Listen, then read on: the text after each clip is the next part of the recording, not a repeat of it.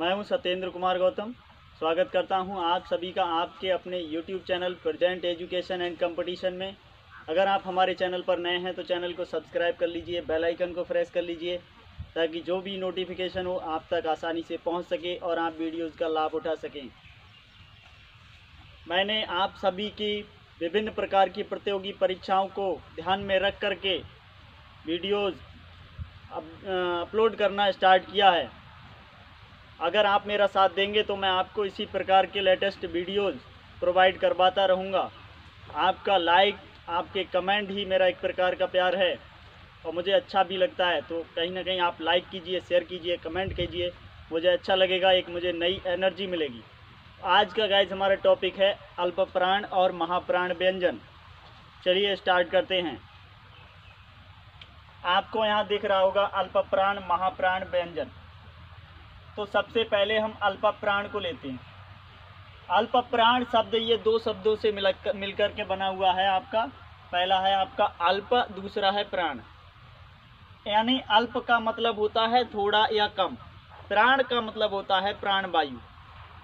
जिन व्यंजन वर्णों को बोलते समय कम से कम प्राण वायु का खर्च होता है और वायु कमजोर होकर के मुंह से बाहर निकलती है, वो अल्प प्राण व्यंजन कहलाते हैं।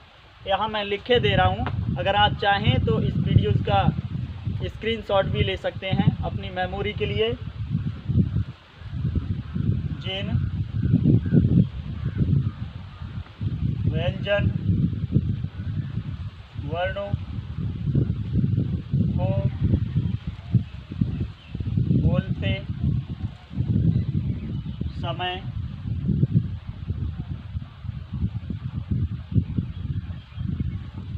प्राण वायु कम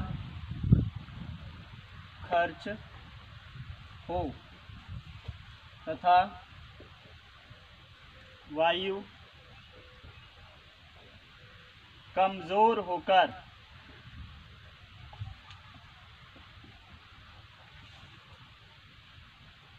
बाहर निकले,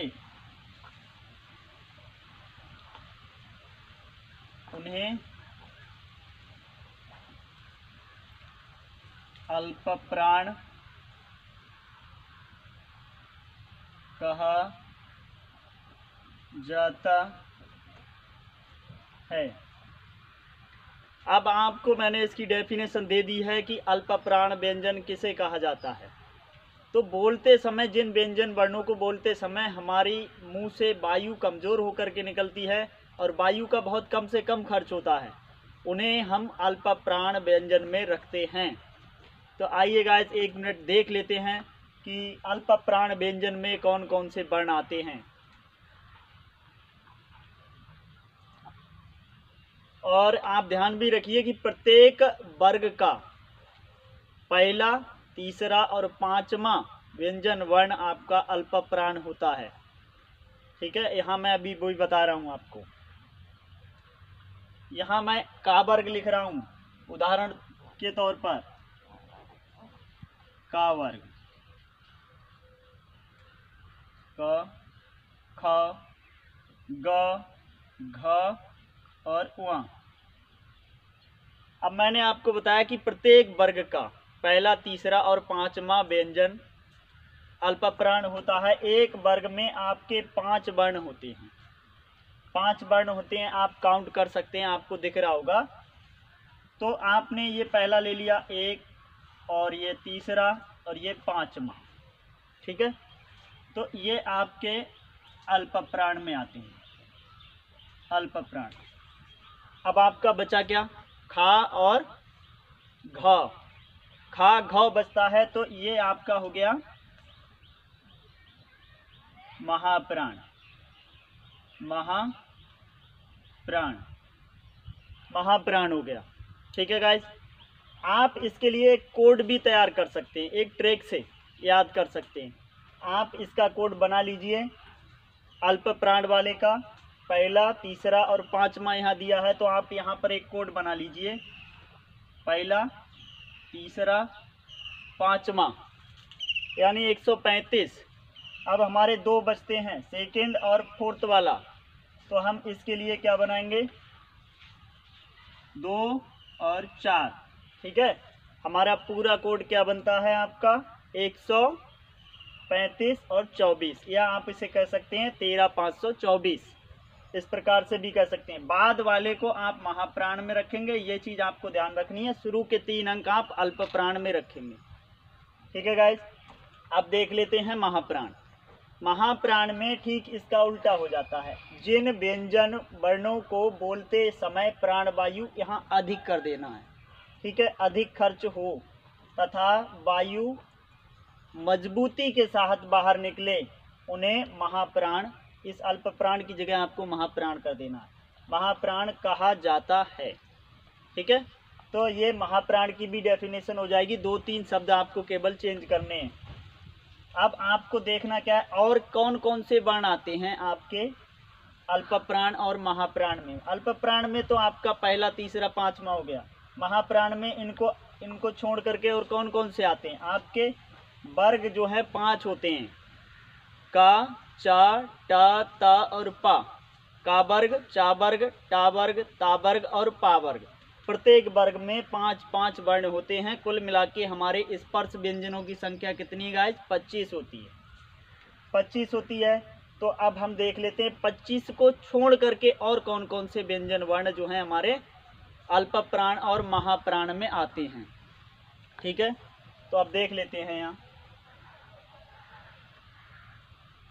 अल्प प्राण में, इधर लिख दे रहा हूं,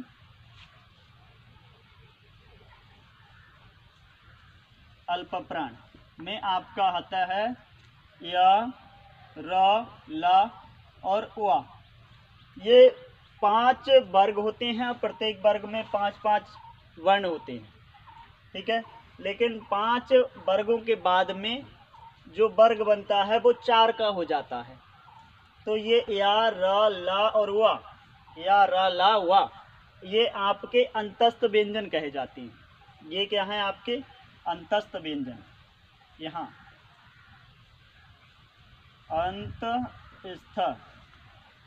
अंतस्थ व्यंजन, अंतस्थ व्यंजन, ये आपके अंतस्थ व्यंजन क्या में आते हैं, अल्प प्राण में आते हैं, अल्प प्राण में आते हैं। अब महाप्राण में और कौन से आते हैं, यहाँ आप महाप्राण देख लीजिए। महाप्राण, महाप्राण, इसमें आपका बड़ा सा, पेट बड़ा सा, छोटा सा और हा, ये आपका ऊष्म वर्ण भी कहा जाता है। इसे हम क्या कहते हैं, ऊष्म वर्ण, ऊष्म वर्ण, ऊष्म वर्ण। इन्हें बोलते समय हमारे मुंह से गर्म होकर वायु बाहर निकलती है, इसीलिए इन्हें ऊष्म वर्ण कहा जाता है। किसे, स, ख, स, ह को, यानी बड़े सा को, पिटपटे सा को और दंती वाले सा को तथा हा को आप ऊष्म वर्ण में रखते हैं। ठीक है, और ये अंतस्थ है। इन्हें बोलते समय हमारे मुंह से वायु पूर्ण रूप से बाहर नहीं निकल पाती है, अंदर ही अंदर ये वर्ण बोले जाते हैं, इसीलिए इन्हें अंतस्थ भी कहा जाता है। अब देख लेते हैं या, रा, ला और वा को अल्प प्राण क्यों कहा जाता है, क्योंकि या, रा, ला, वा ऊष्म वर्ण से पहले बोला जाता है।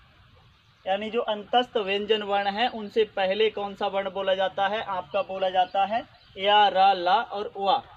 ठीक है, तो ऊष्म वर्ण से पहले बोला जाता है या, रा, ला, वा, अंतस्थ वर्ग।